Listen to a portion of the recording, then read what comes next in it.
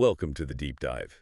Today, we're taking a shortcut through what is frankly one of the most dense and fascinating areas in pharmacology, antiviral agents. It really is. We're zeroing in on a source that's all about nursing practice. So our mission isn't just to, memorize drug names.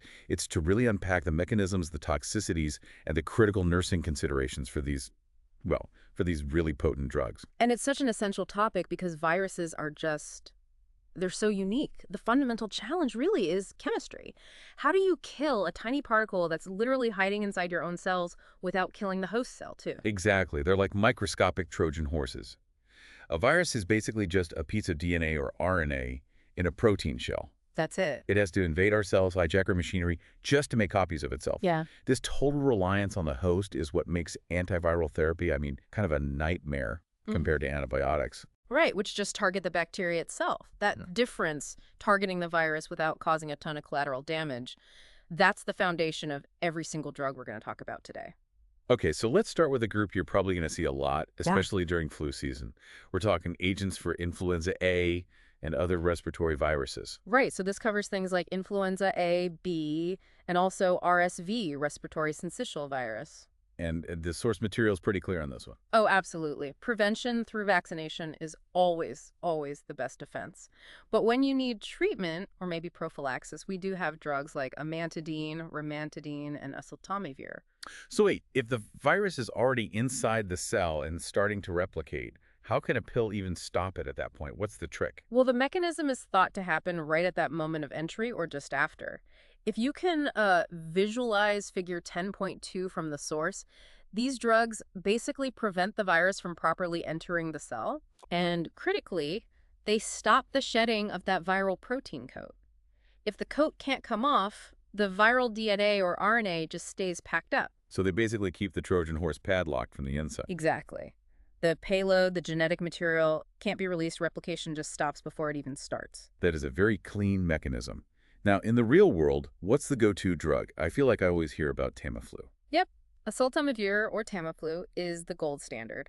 It's the only one that's shown to be effective against strains like H1N1 and avian flu. And the prototype in this group is rimantadine. Correct. Rimantadine specifically works by blocking that uncoating process we just talked about. So from a nursing perspective, what's the single most important thing to remember with these drugs? It's all about timing. It is an absolute race against the clock. The key implementation point is that you have to start the drug regimen as soon as possible after symptoms start. How soon is soon?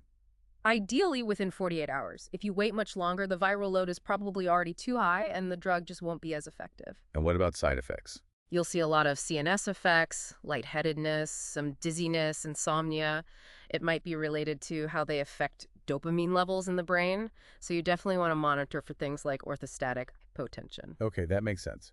So if the respiratory agents have CNS side effects, let's talk about the really high-stakes drugs, the ones used for herpes virus and cytomegalovirus, or CMV. Yeah, now we're getting into some seriously toxic medications. And this family of viruses is huge. It covers everything from, cold sores and shingles to much more serious infections in people who are immunocompromised. Right. We're talking about drugs like acyclovir, ganciclovir, cidofovir. They all share a really powerful mechanism of action. They inhibit viral DNA replication. Essentially, they pretend to be the natural building blocks of DNA. The virus tries to use them, and it ends up creating these short, useless DNA chains. And that stops the virus from replicating. Dead in its tracks. And what's key is that this action targets the viral DNA way more aggressively than human DNA, which is why they're so effective. Acyclovir, Zovirax, that's the one everyone's heard of. But you mentioned its cousins, like ganciclovir, are notorious. Why is that? It's the trade-off. For them to be this effective, they carry some of the biggest toxicity risks you'll see in pharmacology. The sources are very direct. They are highly toxic. So contraindicated in pregnancy, I'm guessing. Absolutely, unless the benefit just clearly outweighs the massive risk. Give me some specifics on that toxicity. What are we looking at? Okay, so cidofovir can cause severe renal toxicity and granulocytopenia, a big drop in white blood cells. It's so harsh on the kidneys you have to give it with another drug, probenecid, just to slow its clearance. Wow. Foscarnet is also incredibly nephrotoxic. And then ganciclovir is famous for causing bone marrow suppression. All the talk about kidney toxicity is screaming nursing intervention. What is Yeah. the number one thing you have to do for a patient on these drugs? Good hydration. It is absolutely crucial. Making sure they have enough fluid intake is your primary defense to, decrease that toxic load on the kidneys. You're literally trying to flush the system to protect it. Right. And for something like genital herpes, what's the counseling You point? have to be very clear. This drug helps manage symptoms. It does not cure the disease. They need to continue to avoid sexual intercourse during an outbreak. Okay, let's move on to the most complex part of this chapter, I think. The combination attack for HIV and AIDS. Yeah, this is where pharmacology gets really, really smart. So just to set the stage, HIV attacks our helper T cells, the CD4 cells, which leads to immune collapse, or AIDS. Exactly. And because the virus can lie dormant for years and it mutates like crazy, a single drug is it's useless. It would never work. So you need a cocktail. You need a cocktail. The standard of care is at least 3 different antiretroviral drugs, all hitting the virus at different points in its life cycle. Okay, so let's map that out.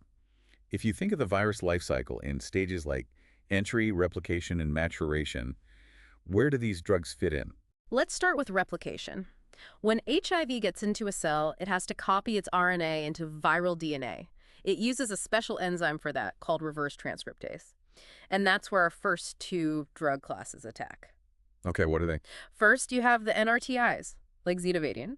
They act like decoy building blocks. The virus tries to use them to build its DNA chain, and it just stops the process cold. Like a faulty zipper. A perfect analogy. And a key safety note here, zidovudine is the only NRTI that's been proven safe during pregnancy. Good to know. And the second class? The NNRTIs, like nevirapine, they don't pretend to be building blocks. They just bind directly to the reverse transcriptase enzyme itself and jam it up so it can't work. Okay, so those 2 block replication, what's the next point of attack? Maturation. After the viral DNA is made and integrated into our DNA, the cell starts producing new virus particles. But they're immature, they're useless. Until Until an enzyme called protease comes along and snips and assembles all the parts correctly. And that's where our third class comes in, the Protease Inhibitors, or PIs. Let me guess, they inhibit protease. They do. Drugs like zoster block that enzyme, so all the new viral particles stay immature and non-infectious. And PIs are the ones with those really visible side effects, aren't they? They are. The redistribution of body fat is common, that buffalo hump on the back with thinning arms and legs, plus elevated cholesterol. It's a huge psychological burden for patients, which you have to consider when you talk about compliance. That is a critical point. Okay. So we've covered replication and maturation. Mm-hmm. What about the very beginning, the entry phase? We have drugs for that, too. Fusion inhibitors, like influvaritide, physically stop the virus from merging with the cell membrane. So can't even get in the door. Right. And then you have CCR5 Coreceptor Antagonists, like Marvaroc. They block the specific receptor site on the T cell that the virus needs to latch onto. And another big safety alert here. Marvaroc has a black box warning for serious hepatotoxicity, right? Liver damage. It does. Potent drugs, potent risks. Uh. And finally, you have integrase inhibitors. They block the enzyme that the viral DNA needs to actually get inside our cell's nucleus. So it's this multi-pronged attack. It makes perfect sense. And that brings us to the biggest nursing consideration of all for HIV therapy. Compliance. It has to be. It's the absolute foundation of success. Patients have to take all the drugs in that cocktail on time, around the clock. If you miss doses, the drug concentration in the blood dips. And the virus gets a chance to replicate. And mutate. And then you get resistant strains, and the whole regimen can fail. It's so important. And these drugs don't cure the disease. Precautions against transmission are still vital. Okay, let's shift gears to the anti-hepatitis agents. Let's start with hepatitis B, HBV. HBV is a really serious, potentially fatal liver infection. The drugs for it, like Adefovir, work by inhibiting reverse transcriptase in the virus, which blocks its replication, kind of like some of the HIV drugs. Is there a major risk with these? Yes. Adefovir and another one, telbuvudine, are associated with severe hepatomegaly with steatosis, which is an enlarged fatty liver. But what's the biggest clinical warning? Discontinuation. The source material really emphasizes this. If you stop the drug suddenly, you risk a massive acute flare-up of the hepatitis B. It's dangerous. Patients cannot, under any circumstances, run out of their medication. Wow. Continuity is literally life-saving. It is. Now, for hepatitis C, HCV, this area has exploded with new treatments. It's been a revolution. Chronic HCV is the reason for most liver transplants in the U.S. Historically, treatment was awful and often didn't work. But newer drugs like cimapravir and sofosbuvir are often curative. Curative, that's a huge word in virology. It is. They're protease inhibitors, often used in fixed combinations like Harvoni, and they can completely clear the virus. But this incredible success story brings us to a huge real-world problem, right? The one highlighted in the source material. Yeah, the ethical and economic dilemma, it's unavoidable. When these drugs came out, a course of sofosbuvir cost something like $84,000. 84,000 for Gosh. one person. Right, so the source immediately brings up the societal debate. How do insurance companies, Medicaid, the VA, how do they cover these astronomical costs for millions of patients? It creates a massive equity issue. I mean, Right. yes, it's cheaper than a liver transplant down the road, but that huge upfront cost is a barrier that could deny a cure to someone who needs it right now. Exactly. It forces policymakers into a position where they're essentially rationing care. Mhm. Do you only treat the sickest patients? But what about the less sick person who is still infectious? It moves right out of the pharmacy and into public health policy. That is the tough reality of modern medicine. Hmm. Okay, let's wrap up with our last two quick categories: locally active agents and lifespan considerations. Sure. So locally active agents like dosanol or trifluridine are for topical things. Cold sores, viral eye infections, they aren't absorbed systemically. So side effects are pretty minimal. Yeah, usually just some local burning or stinging. The key thing here is to stop the drug if there's a severe local reaction or if there are open cuts near where you're applying it to prevent it from getting absorbed into the body. And finally, across the lifespan. For children, reactions can be more severe. Acyclovir is usually the top choice for herpes and CMV. For older adults, you have to monitor them much more closely, especially if they have any liver or kidney issues. Dose adjustments are almost always needed. Okay, so to bring it all together, what's the core takeaway here? I'd say it's that antiviral pharmacology has evolved from just managing symptoms to truly changing the prognosis for diseases like HIV and HCV.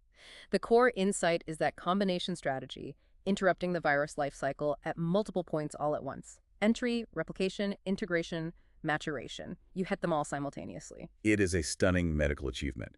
But, as we discussed, it brings us to our final provocative thought for you to consider. Given this incredible efficacy, even the curative potential of the newest antivirals, how do we ethically balance the medical need for treatment with the extraordinary economic costs these drugs place on our healthcare system? What decisions have to be made when you're forced to ration access to life-changing or even life-saving medicine? It's a question with no easy answers. We encourage you to carry this knowledge and these critical questions into your practice. Until the next deep dive, keep learning.